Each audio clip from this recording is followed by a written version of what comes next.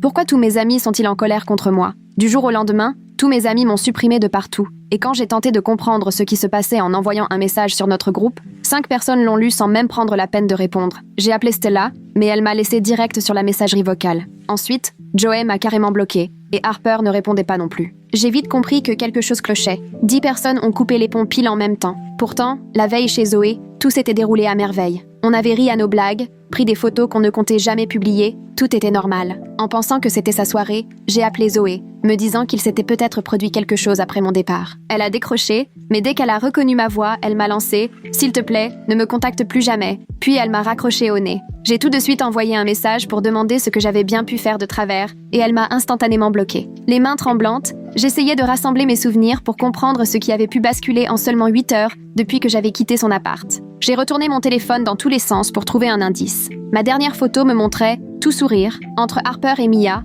bras dessus, bras dessous à minuit. Mais, au réveil, toutes les deux m'avaient désabonné et retiré de leurs abonnés. Manifestement, il s'était passé un truc pendant la nuit, alors que je dormais, mais je ne savais pas du tout quoi. J'ai été jusqu'à chez Stella, parce qu'on était inséparables depuis 8 ans, et je me disais qu'elle me dirait au moins la vérité. Elle a entrouvert sa porte, me laissant à peine la voir, comme si j'allais m'incruster de force. Quand j'ai tenté de savoir ce que j'avais fait, elle a juste lâché « Tu sais très bien ce que tu as fait ». Puis elle m'a claqué la porte au nez. Je suis restée à frapper, espérant une réponse, mais plus rien. J'ai fini par essayer de contacter des connaissances qui n'étaient pas à la soirée, espérant glaner des infos. Clara m'a confié qu'elle avait entendu parler de l'affaire, mais qu'elle préférait ne pas s'en mêler. Quand je l'ai suppliée, elle a juste répondu que ce n'était pas à elle de m'en parler, et elle m'a, elle aussi, bloquée. Tout le monde semblait savoir quelque chose, sauf moi, et ça me rendait folle. J'ai repassé en boucle toutes les discussions de la soirée dans ma tête pour voir si j'avais pu déraper. On avait juste parlé des galères au boulot, des applis de rencontres, de notre série préférée. J'avais sorti mes blagues habituelles, tout le monde s'était marré. J'avais bu 2 verres en 4 heures, donc impossible que j'ai fait n'importe quoi sous l'effet de l'alcool. J'ai fouillé les réseaux sociaux, espérant trouver un indice, mais rien à mon nom. Pourtant, tous mes amis avaient publié des souvenirs de la soirée, mais à chaque fois, on m'avait soit coupé du cadre, soit soigneusement évité. Sur la story de Mia, on distinguait à peine ma main tenant un verre, le reste de mon corps hors champ. J'avais l'impression qu'on me gommait peu à peu de la soirée. J'ai envoyé un message à Harper pour la supplier de m'expliquer, et elle m'a juste répondu « Regarde tes mails ». J'ai tout fouillé, mais je n'ai rien trouvé d'anormal. Juste des mails pro ou des pubs. Rien qui explique pourquoi tout le monde semblait m'en vouloir à mort. Quand je lui ai dit qu'il n'y avait rien, elle a rétorqué « Alors c'est que tu l'as supprimé ». Puis elle m'a bloqué à son tour. Je me suis demandé si une rumeur avait circulé, mais quoi de si grave pour que tous y croient sans m'écouter? Ces amis-là savaient tout de moi, même mes pires secrets, et jamais ils ne m'avaient jugé. Là, c'était différent, et c'était bien pire. J'ai même contacté mon ex, pensant qu'il avait pu raconter quelque chose, mais il était aussi perdu que moi. Il m'a expliqué que Zoé lui avait posé des questions étranges sur notre histoire, sans vraiment lui dire pourquoi. Elle voulait savoir si j'avais déjà fait quelque chose de troublant, un mot bizarre dont il s'est souvenu. Après 3 jours à être totalement mise à l'écart, j'étais au bout du rouleau. Je ne mangeais plus, je dormais très mal. J'ai même appelé mon boulot pour dire que j'étais malade, incapable de me concentrer sur quoi que ce soit. Ces gens, c'était mon cercle, ceux avec qui je passais tous mes week-ends depuis des années. Et maintenant, ils me fuyaient, comme si j'étais dangereuse. Même Stella avait eu l'air pétrifiée, rien qu'en me voyant devant chez elle. Finalement, Autumn a accepté de me voir dans un café, mais uniquement en public et 5 minutes, pas plus.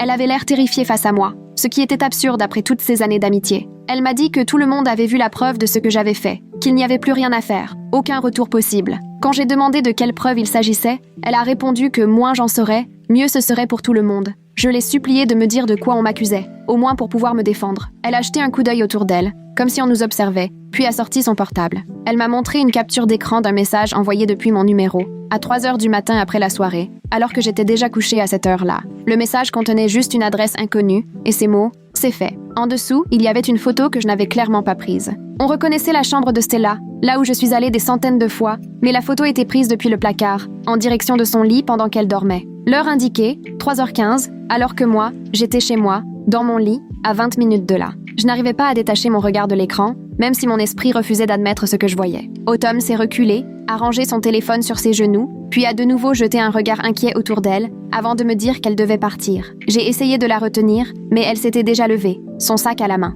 Elle m'a dit qu'elle était désolée, mais qu'elle ne pouvait pas se permettre d'être vue avec moi plus longtemps. Je l'ai regardée quitter le café, complètement abasourdie, mon café refroidissant devant moi. Les mains tremblantes, j'ai attrapé mes clés et je suis partie en vitesse vers la voiture. Rentrée chez moi, j'ai gravi les escaliers 2 à 2, J'ai vérifié toutes les fenêtres pour voir si l'une d'elles était ouverte ou marquée d'une trace d'effraction. J'ai inspecté le cadre de la porte, cherché la moindre rayure ou trace autour de la serrure, me suis mise à quatre pattes pour voir s'il y avait des traces suspectes ou de la terre. J'ai passé chaque pièce au peigne fin, à la recherche du moindre détail déplacé. Ma fenêtre était bien fermée, exactement comme je l'avais laissée en partant. La porte-fenêtre du balcon, elle aussi, n'avait pas bougé. La barre de sécurité était toujours en place. Rien n'avait changé, et c'était presque plus angoissant encore. J'ai attrapé mon téléphone pour appeler mon opérateur, espérant avoir des infos sur le message expédié à 3 heures du matin. La conseillère m'a expliqué qu'il pouvait consulter l'historique des SMS classiques, mais pas les iMessages, car ceux-ci passaient par les serveurs Apple, pas les leurs. Elle m'a conseillé de vérifier quels appareils étaient connectés à mon identifiant Apple. À cet instant, j'ai eu comme un coup de froid dans la poitrine.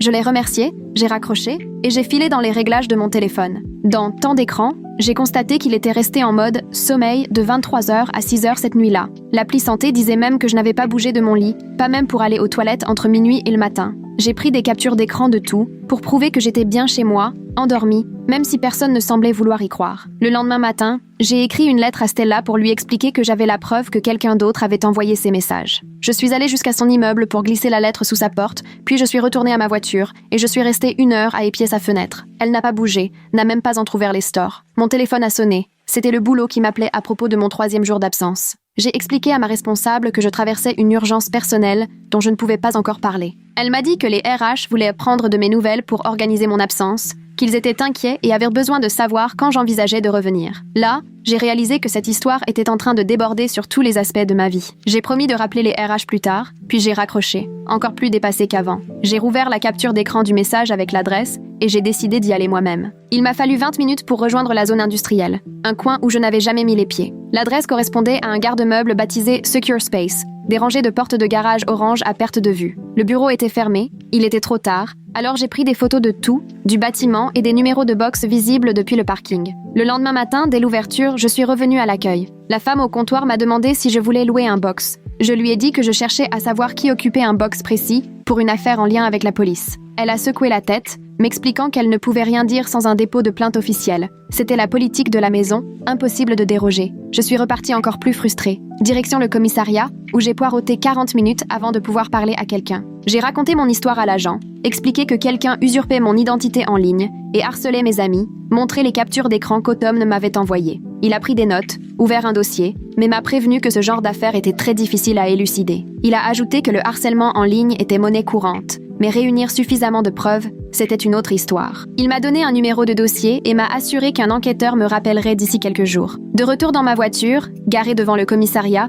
je me suis demandé qui pouvait bien m'aider. Je me suis souvenu que Brennan, de la compta, m'avait dépanné l'an dernier quand mon ordi avait eu un virus. C'est un vrai crack en informatique. Il pourrait sûrement dénicher quelque chose sur mes appareils. Je lui ai envoyé un message pour lui demander s'il pouvait jeter un œil à mon téléphone et à mon ordi, car il se passait des trucs bizarres sur mes comptes et j'avais besoin d'aide. Il m'a répondu en moins de 10 minutes, intrigué. On s'est donné rendez-vous dans un Starbucks près du bureau le lendemain après-midi. Le jour venu, Brennan est arrivé, ordinateur portable sous le bras, tout un tas de câbles dans son sac, et il a commencé à me poser des questions tout en branchant mon téléphone à son PC. Il a lancé un programme avec des lignes de code vert qui défilaient sur fond noir et s'est mis à taper des commandes incompréhensibles pour moi. Au bout d'une dizaine de minutes, il s'est arrêté, a retourné l'écran vers moi et m'a montré une ligne indiquant qu'un iPad s'était connecté à mon compte la veille, alors que je n'avais pas touché au mien depuis des lustres. C'est là que je me suis souvenu avoir laissé mon vieil iPad chez Zoé au printemps, quand on avait binge-watché cette série sur une secte et qu'on l'avait utilisé pour chercher des infos sur la vraie histoire. Il m'a demandé si j'avais déjà partagé mes mots de passe ou laissé quelqu'un configurer mes appareils à ma place.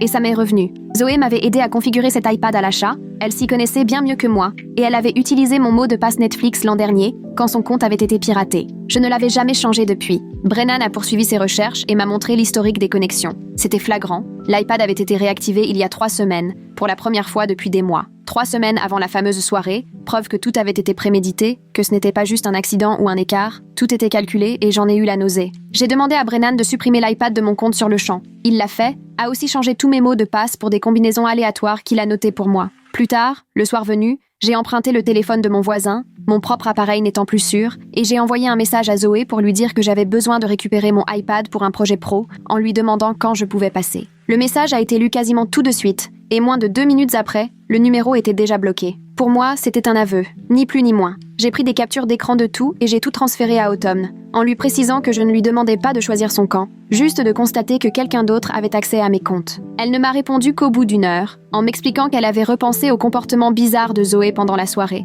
à la façon dont elle surveillait son téléphone sans arrêt, même quand on discutait ensemble. Puis Autumn m'a appelé, la voix hésitante. Il y a eu bien plus de messages que celui du garde-meuble, parce qu'apparemment, ces dernières semaines, plusieurs amis ont reçu des messages étranges envoyés depuis mes comptes. Certains, c'était juste des commentaires bizarres sous de vieilles photos, mais d'autres étaient carrément flippants, et elle n'a même pas voulu m'en parler en détail. J'ai senti un froid me traverser en réalisant que ça durait depuis des semaines, sans que je me doute de quoi que ce soit. J'ai dit à Autumn, je sais que j'ai déjà eu des moments embarrassants avec les gens, et que j'ai parfois mal compris certaines situations, mais je n'ai jamais envoyé de messages menaçants ni pris qui que ce soit en photo en douce. Elle a répondu, je sais, justement, c'est pour ça que tout ça me paraît si étrange. Et je l'entendais pleurer doucement à l'autre bout du fil. Le lendemain, Brennan m'a envoyé un message pour que je repasse au café. Il avait trouvé autre chose. Quand je suis arrivée, il m'a montré que l'adresse de récupération Apple ID de mon compte avait été changée il y a 2 semaines, puis remise à l'identique dans la foulée. L'adresse IP de ce changement pointait vers le quartier juste à côté du garde-meuble, ce qui était bien trop précis pour que ce soit un hasard. J'ai décidé d'aller faire un tour dans ce secteur pour voir ce qu'il y avait, et je suis tombée sur un magasin d'expédition où l'on pouvait louer des boîtes postales privées et des espaces de travail à l'heure. Le type au comptoir m'a confirmé qu'ils avaient pas mal de clients qui payaient en espèces pour recevoir des colis à cette adresse. J'ai pris des photos de tout, même de la pancarte avec les horaires. En retournant à ma voiture, j'ai senti mon téléphone vibrer. Une alerte m'informait qu'un AirTag inconnu me suivait, ce qui me paraissait insensé, jusqu'à ce que je regarde sous la voiture et que j'en trouve un coincé derrière la roue arrière. J'avais les mains qui tremblaient en le retirant avec un mouchoir pour le glisser dans un sac plastique, parce que quelqu'un me pistait, et je n'avais aucune idée depuis quand. Je suis allée direct au commissariat pour donner l'AirTag. Ils m'ont dit qu'ils vérifieraient le numéro de série pour tenter de retrouver l'acheteur. Le détective m'a conseillé de changer régulièrement d'itinéraire pour aller au boulot et de bien surveiller ma voiture, car ce genre d'escalade voulait dire que quelqu'un s'inquiétait de ce que je pourrais découvrir. Selon lui, la personne derrière tout ça commençait à perdre les nerfs à cause de mon enquête, ce qui voulait dire que je touchais sans doute à quelque chose d'important. J'ai passé l'après-midi à la quincaillerie à acheter de nouvelles serrures et une caméra de sonnette, puis je suis rentrée installer tout ça moi-même grâce à des tutos YouTube. Le serrurier voulait me prendre 300 € pour se déplacer alors que les serrures coûtaient à peine 60 €, et finalement j'ai réussi à tout faire tout seul en moins de 2 heures. J'en ai profité pour changer de numéro et ne l'ai donné qu'à Brennan, à mes parents et au boulot, histoire de contrôler qui pouvait me joindre. Le soir, je me suis posée devant l'ordi et j'ai envoyé un mail à Stella, avec en pièces jointes tous les journaux de mon routeur, la preuve que l'iPad était bien chez Zoé et le numéro de mon dépôt de plainte. J'ai été bref, factuel, sans chercher à la supplier ni à la convaincre, juste pour lui exposer les faits et la laisser décider de la suite. Le lendemain matin, j'ai découvert sa réponse et mes mains tremblaient en l'ouvrant. Elle expliquait qu'il y avait des captures d'écran de messages où on l'insultait de façon abominable, des messages tellement violents qu'elle n'osait même pas les répéter et qui lui faisaient vraiment peur, au point de craindre que je puisse lui faire du mal. Lire ça m'a rendue malade. Quelqu'un se faisait passer pour moi pour terroriser ma meilleure amie, et j'ai compris pourquoi elle avait paniqué quand je m'étais présentée chez elle. Je lui ai répondu que je comprenais sa peur et j'ai ajouté d'autres preuves montrant que l'iPad était actif pendant que je dormais. Plus tard, Brennan m'a proposé d'exporter tout l'historique de mes messages depuis la sauvegarde de mon téléphone, histoire de prouver que ces messages horribles ne venaient pas de mon appareil. On s'est retrouvés chez lui, et ça nous a pris presque 4 heures à fouiller dans les sauvegardes iCloud et à réunir des preuves horodatées de chaque vrai message que j'avais envoyé. L'export montrait exactement à quelle heure chaque message était parti et de quel appareil, ce qui prouvait clairement que les messages menaçants n'apparaissaient nulle part dans mon historique. J'ai transféré tout le fichier d'export à Autumn en lui demandant de le montrer à toute personne prête à regarder des preuves réelles, pas juste des captures d'écran. Elle m'a répondu qu'Harper accepterait peut-être de me voir si je pouvais prouver que j'étais bien chez moi la nuit des messages. J'ai appelé mon ex pour lui demander s'il accepterait d'écrire une attestation disant qu'il était resté chez moi jusque tard, puisqu'il était passé après la fête me rendre des affaires. Il a accepté tout de suite et m'a dit que Zoé l'avait appelé 3 fois la semaine d'avant pour lui poser des questions franchement étranges, du genre si je lui avais déjà fait peur ou si j'avais eu des réactions violentes. Il m'a précisé que ses appels devenaient de plus en plus bizarres. Elle insistait à vouloir la moindre anecdote où j'aurais pété un plomb, alors que ça n'était jamais arrivé en 2 ans de relation. Il m'a envoyé l'attestation par mail dans l'après-midi, confirmant que ma voiture était bien sur le parking à 1h du matin quand il est parti, et que j'avais passé la soirée à bailler.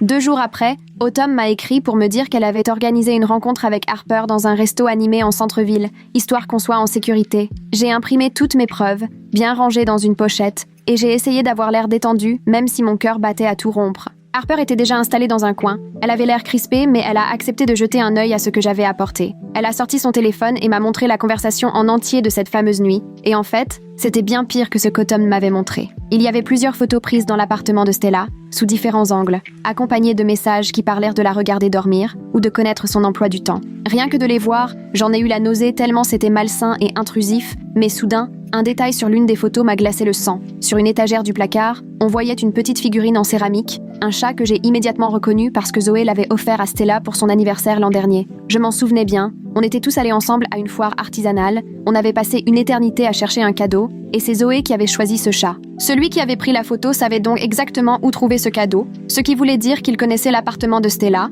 mais aussi la signification de cet objet. Harper m'a demandé ce que je regardais, je lui ai montré le chat en expliquant que c'était un cadeau de Zoé et qu'elle seule savait précisément où Stella le rangeait. Elle avait l'air sceptique, mais je voyais bien qu'elle réfléchissait tandis que je sortais mon téléphone pour lui montrer autre chose sur Instagram. J'ai retrouvé le profil de Zoé, et en remontant un peu, je suis tombée sur une publication d'il y a 2 semaines où elle ouvrait des colis qu'elle avait commandés en ligne. À l'arrière-plan d'une des photos, on distinguait clairement l'emballage d'une caméra de sécurité Wi-Fi, le genre qu'on surveille depuis son téléphone. Ça collait parfaitement avec le moment où mon iPad avait été réactivé sur mon compte, d'après les relevés que Brennan avait retrouvés. Harper est restée un long moment à fixer la photo, puis elle a jeté un œil au message sur son téléphone en comparant les dates.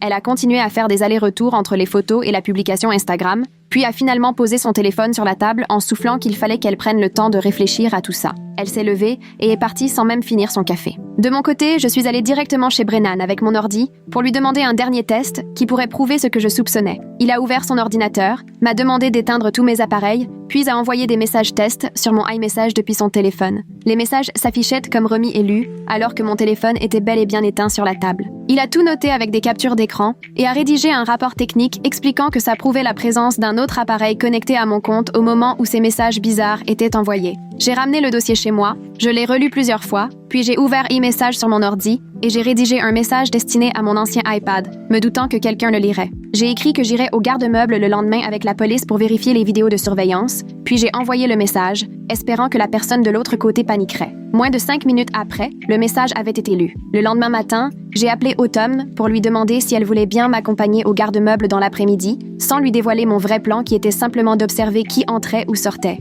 Elle a accepté et on s'est retrouvés à la station-service voisine avant d'y aller ensemble en voiture. On s'est garés en face, histoire de surveiller discrètement tout ce qui se passait. Pendant 2 heures, on a grignoté des cochonneries de la station en observant les allées et venues. On n'a pas vu Zoé, mais une berline grise est passée sur le parking à plusieurs reprises, sans jamais s'arrêter, a fait 3 tours, puis est repartie. Autumn a pris la plaque d'immatriculation en photo avec son téléphone. Le lendemain, j'y suis retournée. Seul Autumn et j'ai demandé à voir le responsable pour parler de mon dossier avec la police. Il a vérifié sur son ordinateur et m'a confirmé que la demande officielle était bien arrivée. Selon leur registre, quelqu'un était entré dans l'établissement à 2h45 la nuit de la fête, soit une demi-heure avant l'envoi du fameux message depuis mon compte. Pour des raisons de confidentialité, il ne pouvait pas me dire de qui il s'agissait, mais quand j'ai expliqué que c'était pour mon enquête, il m'a fait comprendre qu'il avait saisi le sens de ma question. Sur le chemin du retour, Autumn m'a appelé pour me dire qu'elle repensait à quelque chose d'étrange du mois précédent. Zoé parlait tout le temps de protéger le groupe d'amis des personnes toxiques et de mettre des limites plus saines, mais tout le monde pensait qu'elle parlait de son ex qui la harcelait.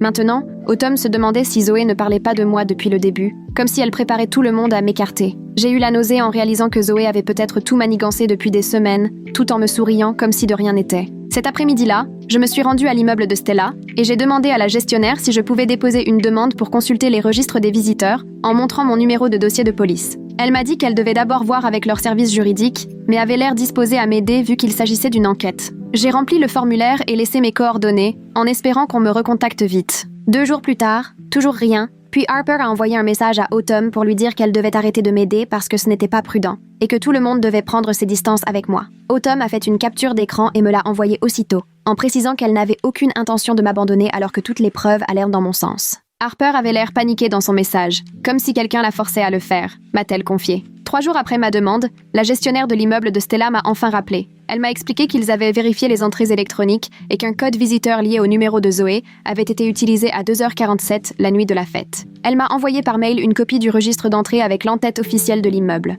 C'était la première vraie preuve que quelqu'un était bien sur place au moment où les photos avaient été prises. J'avais les mains qui tremblaient en transférant le registre à Stella, avec un simple message lui demandant de vérifier son placard pour s'assurer que tout allait bien. Je lui ai promis de ne plus la contacter si elle ne le souhaitait pas, mais je lui ai conseillé de ne pas y aller seule ou de demander à la sécurité de l'accompagner si elle avait peur. Je n'ai pas insisté, j'ai juste envoyé la preuve et attendu. 2 heures plus tard, mon téléphone a vibré. Un message de Stella. Le message était bref. Elle disait simplement qu'elle avait pris rendez-vous avec la maintenance pour faire inspecter le placard, question de sécurité, mais pour moi, c'était énorme. Pour la première fois depuis le début, elle prenait mes soupçons au sérieux au lieu de tout balayer d'un revers de main. J'ai failli lui répondre pour la remercier, mais j'ai préféré respecter ses limites et ne pas insister. À la place, j'ai envoyé un message à Autumn, qui m'a répondu que c'était un vrai pas en avant. Dès que Stella découvrira ce qu'il y a dans ce placard, tout changera. On savait tous les deux que quelque chose y était caché, vu que les photos avaient été prises de l'intérieur et que la personne qui les avait faites avait forcément laissé un appareil ou une caméra. L'attente me rongeait, mais il fallait que je laisse Stella avancer à son rythme. Il fallait que la vérité vienne d'elle, sinon elle ne me croirait jamais. Le lendemain matin, alors que je préparais mon café, Autumn m'a appelé pour m'annoncer que Joey et Mia refusaient désormais toute discussion à mon sujet sur le groupe. Zoé passe son temps à envoyer de longs messages où elle explique qu'il faut résister à la manipulation et se protéger des personnes toxiques qui cherchent à nous diviser. Selon Autumn, Zoé menait carrément une campagne pour monter tout le monde contre moi. Je sentais la lassitude dans sa voix quand elle m'expliquait que le groupe se scindait. Certains commençaient à douter, d'autres étaient trop effrayés pour admettre qu'ils s'étaient peut-être trompés. Après avoir accroché, je suis allée chez Brennan. Il avait étalé sur la table de la salle à manger tous les éléments qu'on avait rassemblés ces dernières semaines. Son ordinateur était ouvert, il triait tout dans des dossiers comme si on préparait une affaire pour le tribunal. On a passé 3 heures à monter un dossier avec les historiques de connexion, montrant que mon iPad avait été utilisé à mon insu, les registres d'entrée prouvant que le code de Zoé avait servi chez Stella cette nuit-là, le numéro de série de l'AirTag qui avait servi à pister ma voiture, et une chronologie détaillée de tous les événements. Brennan a imprimé plusieurs exemplaires, les a glissés dans des pochettes plastiques avec des intercalaires pour chaque section,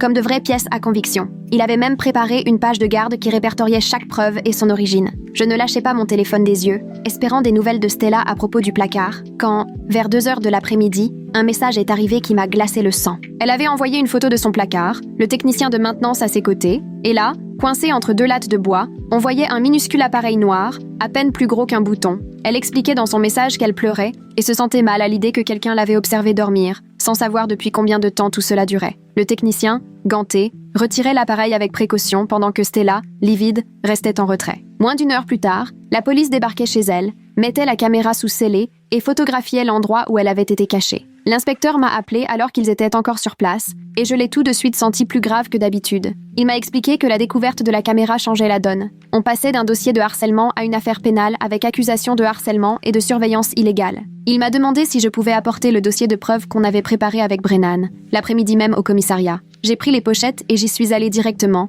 les mains tremblantes sur le volant. Au poste, l'inspecteur a tout examiné minutieusement, notant chaque détail et me posant des questions sur les dates et les heures. Il m'a appris que la caméra fonctionnait encore quand il l'avait retrouvée et que leur équipe technique tentait de remonter la piste du signal. Ce soir-là, Zoé a publié un long message sur le groupe, qu'Autumn m'a aussitôt transféré. Zoé niait toute implication, se posant en victime et affirmant qu'on la prenait pour bouc émissaire, simplement parce qu'elle avait voulu protéger le groupe de moi. N'importe qui aurait pu installer cette caméra, et c'est trop facile de m'accuser alors que tu fais tout pour orienter l'enquête contre moi, écrivait-elle. Son message respirait la panique, avec bien trop de points d'exclamation et des phrases répétées pour dire qu'elle n'aurait jamais fait une chose pareille. Le détective m'avait conseillé d'éviter tout contact direct avec elle, alors je me suis contentée d'archiver la capture d'écran comme preuve. 3 jours plus tard, il m'a rappelé avec des nouvelles qui éclairaient tout. Il avait obtenu un mandat pour les registres du garde-meuble et découvert qu'un box avait été loué sous une adresse mail associée à un ancien compte de Zoé, un de ceux qu'on utilisait à l'époque pour partager nos mots de passe Netflix. Le paiement remontait à une carte prépayée achetée dans la boutique d'expédition juste à côté du garde-meuble.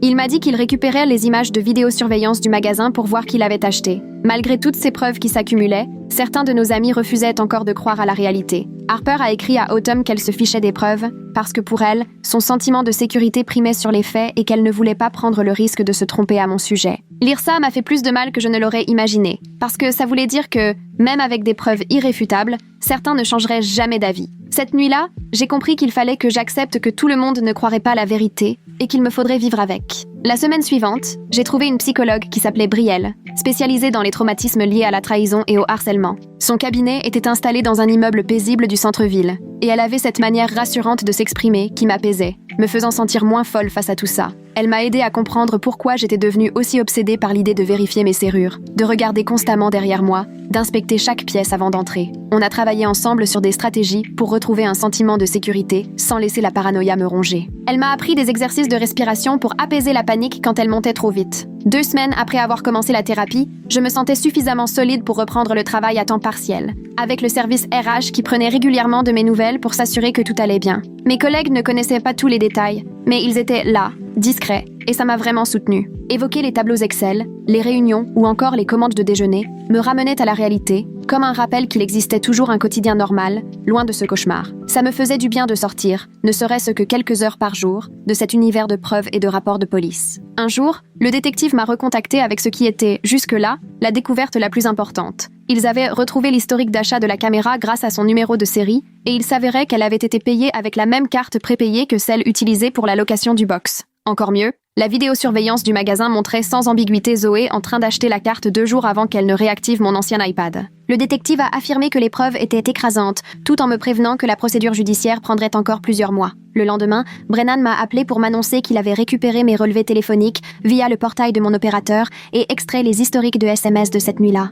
Lors d'un autre rendez-vous chez Starbucks, il m'a montré l'impression et a souligné le trou entre 23h et 7h du matin, où aucun message n'était parti de mon vrai numéro. La seule manière pour que ces messages aient pu être envoyés depuis mon numéro, c'était par iMessage sur l'iPad avec mon identifiant Apple. La preuve que les messages n'étaient pas venus de mon téléphone. J'ai pris en photo chaque page et les ai envoyés par mail au détective en charge de mon dossier. 2 jours plus tard, mon téléphone a vibré. Stella m'avait écrit sur le groupe dont j'avais été exclue des semaines auparavant. Autumn m'a transmis la capture d'écran immédiatement. Stella expliquait qu'elle avait retrouvé la caméra dans son placard et que les registres d'entrée de l'immeuble prouvaient que le code invité de Zoé avait été utilisé à 2h47 cette nuit-là, alors que moi, j'étais chez moi, à 20 minutes de là. Elle disait qu'elle me devait des excuses, comprenait que je ne puisse pas lui pardonner tout de suite et regrettait de ne pas m'avoir cru quand j'essayais de lui montrer les preuves. Au tribunal du centre-ville, il y avait tout un service dédié aux ordonnances de protection et j'y ai passé 3 heures à remplir une montagne de paperasse, en détaillant tout, preuves et dates à l'appui. L'employé m'a expliqué qu'il faudrait 2 semaines pour obtenir une audience,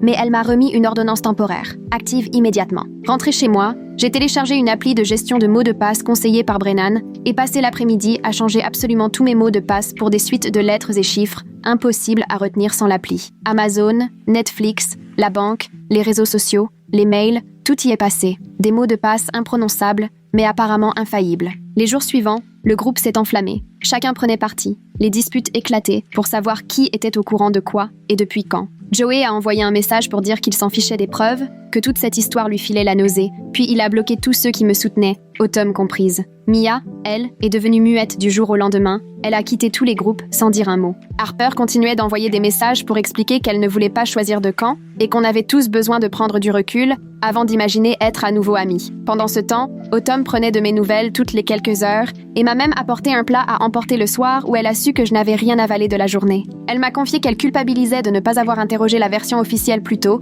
et voulait se rattraper en étant présente maintenant. Chez Brielle, son cabinet au mur bleu pâle et à la machine à bruit blanc dégageait une atmosphère apaisante. Pendant nos séances, elle me demandait de mettre des mots sur ce que je ressentais, sans utiliser le terme trahison, ce qui n'était pas si simple. On a fait un exercice où j'écrivais ce que je pensais du groupe, puis je devais réécrire le texte en me concentrant sur mes propres choix, pas sur ce qu'ils m'avaient en fait subir. Grâce à elle, j'ai réalisé que je vérifiais encore compulsivement le compte Instagram de Harper, alors qu'elle n'avait rien posté sur moi depuis des semaines. On s'est mis d'accord sur une règle. Réseaux sociaux autorisés une seule fois par jour, à 20h, chronomètre de 5 minutes. Au magasin de bricolage, j'ai investi dans de meilleurs verrous, malgré le prix, et pris aussi une barre de sécurité pour ma porte. J'ai installé des caméras connectées pour surveiller mon appartement à distance. Autumn m'a aidé à prévoir des chemins différents pour aller au travail, histoire de ne jamais passer 2 fois par le même itinéraire, et on partageait nos localisations en temps réel. Mes parents étaient un peu dépassés, mais ils m'ont soutenu quand je leur ai expliqué pourquoi je voulais qu'ils aient le numéro de ma psy et celui du détective. 3 semaines après le début de toute cette affaire, Stella m'a proposé qu'on se retrouve au Coffee Bean de la 3e rue,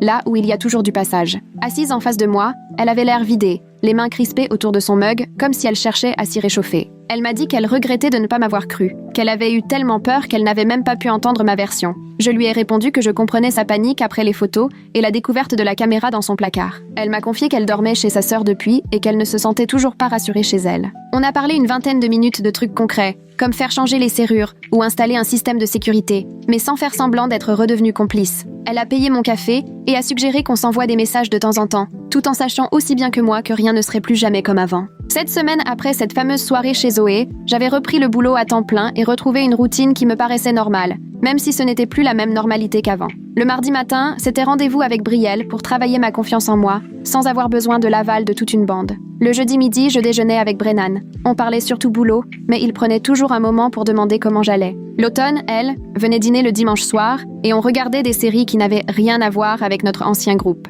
Le détective appelait toutes les 2 semaines pour faire le point, mais l'enquête suivait son cours et j'avais fini par arrêter d'espérer que tout cela me permettrait de tourner la page pour de bon. Ma nouvelle vie était devenue plus paisible, plus discrète, mais c'était la mienne, celle que j'avais façonnée à ma façon, et ça avait de l'importance, même si ce n'était pas exactement ce que j'avais imaginé au départ. Alors, dis-moi, qu'est-ce que tu en penses? À ton avis, Zoé avait tout calculé dès le départ, ou elle a simplement perdu pied à un moment donné? Partage ton avis en commentaire.